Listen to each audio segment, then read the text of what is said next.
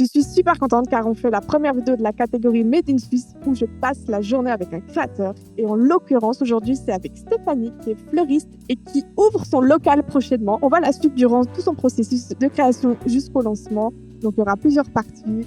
Ça va être super. Donc, venez avec moi, on va découvrir son local.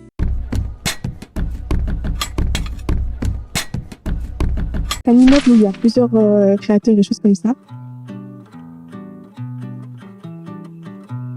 C'est parti, on entre ici.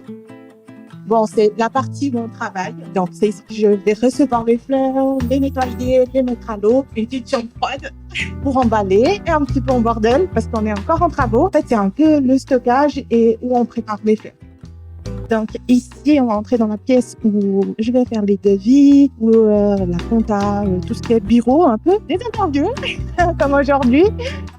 Je peux accueillir les gens quand je vais pas chez eux, parce que normalement je vais chez eux. Salut, je m'appelle Stéphanie, j'ai 27 ans et je viens de lancer mon atelier floral à Marly, Agora Fleurs, pour les entreprises et aussi pour les privés. Alors j'ai commencé par faire un apprentissage comme fleuriste, un CFC donc, sur 3 ans. Et ensuite, j'ai travaillé dans plusieurs boutiques et j'ai été fleuriste, ensuite responsable et par après, j'ai décidé de me mettre à mon compte. Alors, je suis tombée un peu par hasard dans le métier. Ce qui me plaisait, c'était le côté créatif. Après, il y a le côté aussi où tu es avec les clients qui est super sympa parce qu'en fait, tu fais tout sur mesure, tu accompagnes le client et ça, c'est super cool aussi. Mais ce qui m'a attirée, tout d'abord, c'était la création. Pouvoir créer quelque chose qui va être éphémère en fait et que tu peux pas non plus, enfin les plantes, les fleurs, tu peux pas les modeler, c'est toi qui dois trouver la façon de les incorporer dans tes créations et de rendre beau la chose.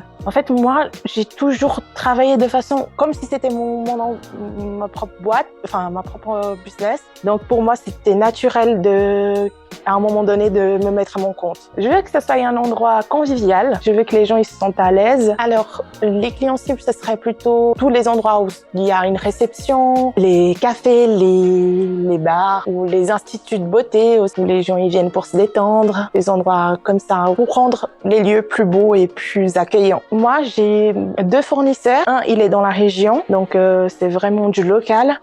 J'essaye de prendre le plus souvent possible chez lui, mais il y a des moments dans l'année où c'est pas possible, par exemple l'hiver où on va plutôt prendre en Hollande. Alors vu qu'on a un atelier, pour l'instant c'est sur commande. Donc par exemple si j'ai une commande cette semaine, je vais prendre les fleurs 2-3 jours avant pour qu'elles soient au maximum fraîches et qu'elles durent plus longtemps chez le client. Ou si j'ai un bouquet aussi, une commande privée, c'est exactement la même chose. Je vais commander le plus près possible de la date qu'il faut livrer pour que ça soit le plus frais possible pour les clients et que ça dure le max.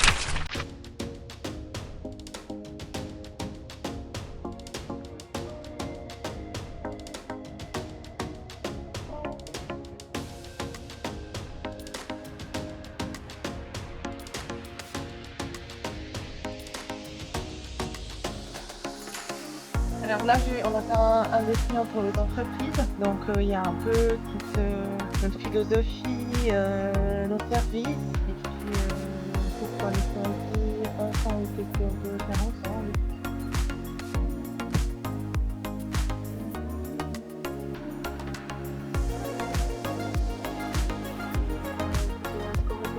Ah ouais.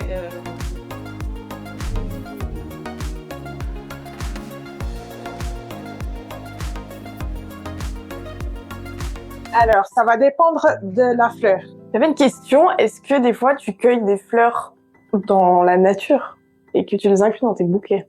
Oui, ça peut arriver. On cherche dans la nature, par exemple les branchages, comme ça, c'est très courant. Ouais, ça t'arrive. Et les feuilles, il faut juste enlever celles qui sont en dessous. Alors là, la camomille, comme c'est une fleur assez, on va dire, fragile, elle a besoin de beaucoup d'eau. Donc, si moi j'enlève pas un peu les feuilles, bah ça va prendre toute l'énergie de la fleur. C'est pour ça que j'enlève un peu plus.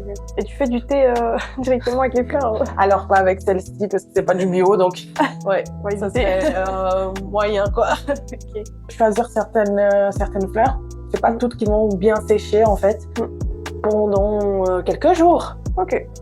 Ou sinon, bah, tu peux aussi les mettre sur les presses. Ouais. Je sais pas si tu vois. Oui. Comme ça sèche et puis elles Ouais. deviennent toutes plates. Et ça dure plus longtemps? Oui. Après, ça tient longtemps. Enfin, Ouais.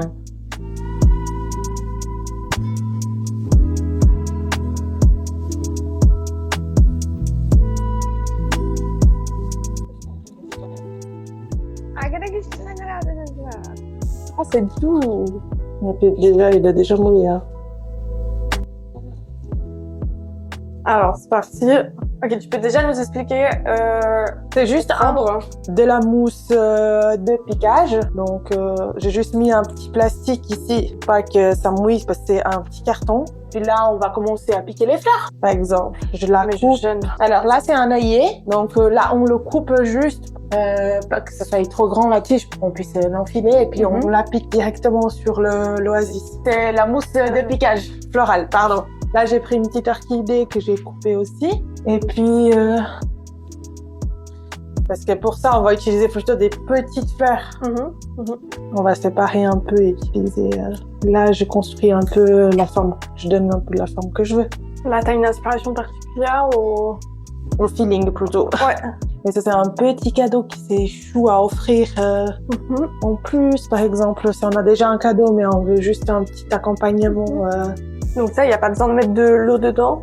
Alors oui, on peut mettre de l'eau dedans, mais juste 2-3 petites gouttes Ok. une fois tous les 2 jours, ça suffit.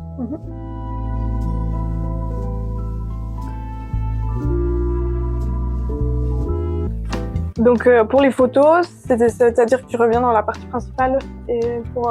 Oui, pour faire... Parce que là, on a la lumière du jour, du coup, Voilà. c'est mieux le... Et tu utilises des socles comme ça pour... les socles pour mettre un peu en évidence. Du coup, là, on va faire un bouquet. Donc, je vais prendre plusieurs roses. Ouais, quelle est l'inspiration d'aujourd'hui, de maintenant là? Ça t'arrive de recommencer Oui. plusieurs fois? De faire et puis refaire Mhm. et puis refaire. On va commencer comme ça.